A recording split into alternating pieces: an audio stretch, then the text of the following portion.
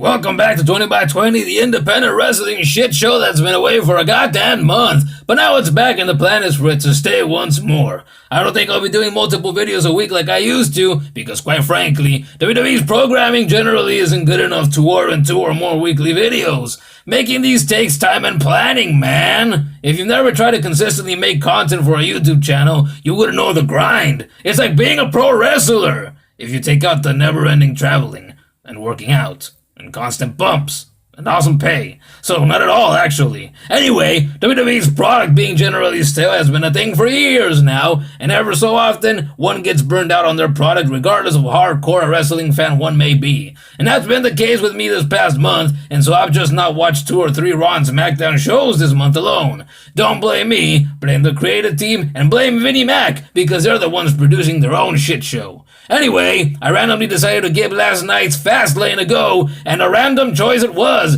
because I had honestly forgotten that the pay-per-view was taking place. I was enjoying myself by playing hours and hours of Skyrim, and then out of nowhere like an RKO it hit me. Oh shit, Fastlane is today. I had completely forgotten. So here we are. I've rambled on for quite a bit now, so let's take a look at the show. It kicked off with Nakamura taking on Rusev, to my surprise, because I had no idea that they had a minor program going on.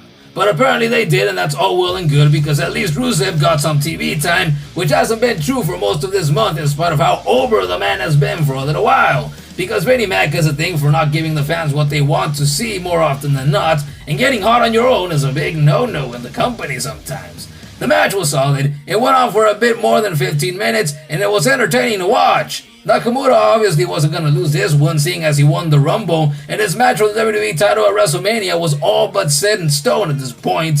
Rusev put out more than enough of a fight throughout the bout, but he ultimately lost after getting hit with 2 Kinshasas, as Graves would say, and Nakamura celebrated by pointing at the WrestleMania sign post-match, as any real sports entertainer is known to do, because it might as well be law. The show could have started way worse. Nakamura is obviously moving on to bigger and better things, and here's to hoping that Rusev does as well, although I'm not getting my hopes up too high because I've been watching the company's offerings for 12 fucking years, and I won't be surprised if they continue to drop the ball with the big Bulgarian.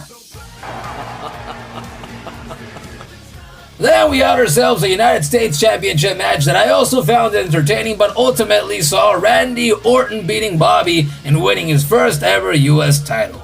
Ah shit, what can be said here? One can try and look at a potentially bigger picture here and say that maybe the plan is for Roode to win it back at WrestleMania, which would obviously be huge for him, but we don't know for sure if that's the plan. And so if he doesn't win it back, his title reign will ultimately end up being a waste of everyone's time, as if it wasn't bad enough that Roode's main roster run so far has been about as hot as a Yeti's boner. The match itself was pretty good though, I think, but the crowd seemed to be pretty dead for most of it, and they only piped up when Orton hit his RKO to pin Roode for the victory. So a good chunk of the crowd obviously wanted to see Orton win, and why wouldn't they?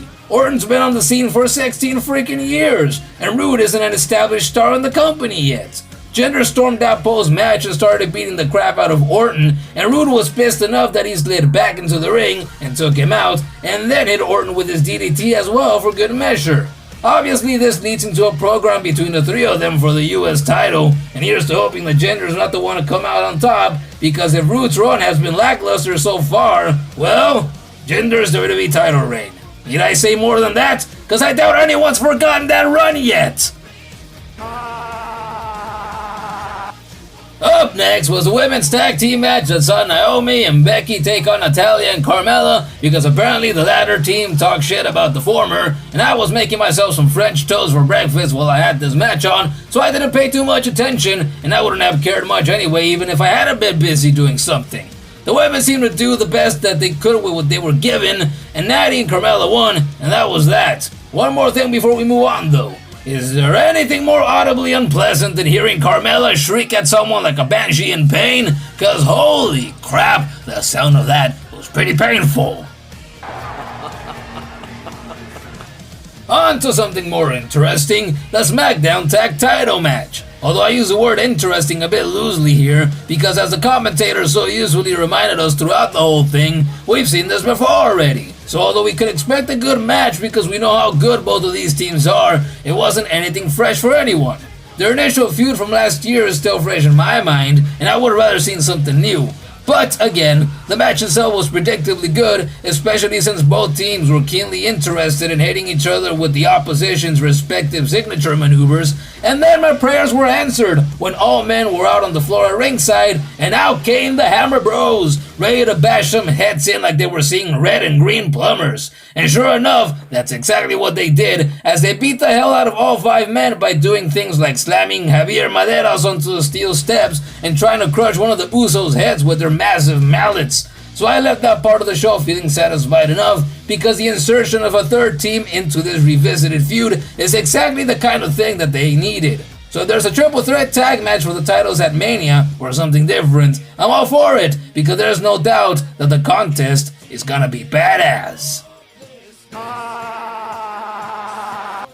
Charlotte Flair, and don't forget to include Flair in there because that's also law, just like pointing at the WrestleMania sign is, successfully defended her title against Ruby Riott, which is all well and good, but I honestly couldn't have given 2 shits about it because the Riott Squad's run has been about as pleasant to witness as a serious case of diarrhea. Charlotte obviously wasn't going to lose, and having Becky and Naomi run down to try to keep things even for Charlotte wasn't a surprise to anybody. So that's that, and the whole thing ultimately was just a very uninteresting stepping stone towards Charlotte versus Asuka for the title, which is infinitely more interesting than any of this was.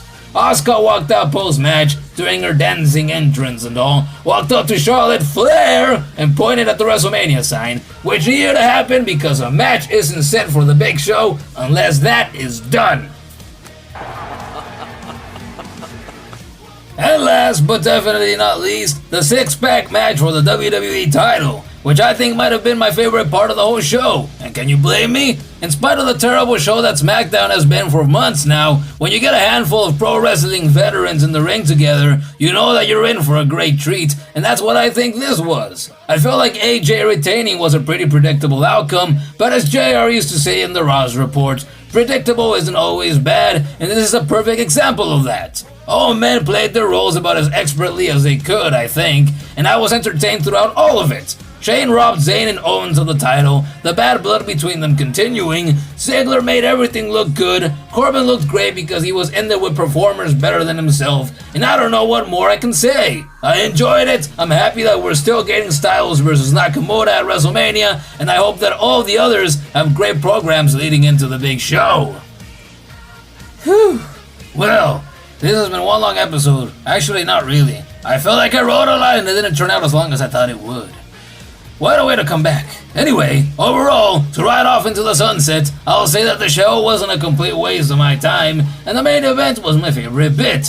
What did you think of the show? Do you agree or disagree with what I've said? Leave a comment, a like, subscribe if you haven't, and consider supporting the show on Patreon. And so until next time, this was 20 by 20 for this year's Fastlane, and I'll catch your ass here in the next video. Thanks for tuning in.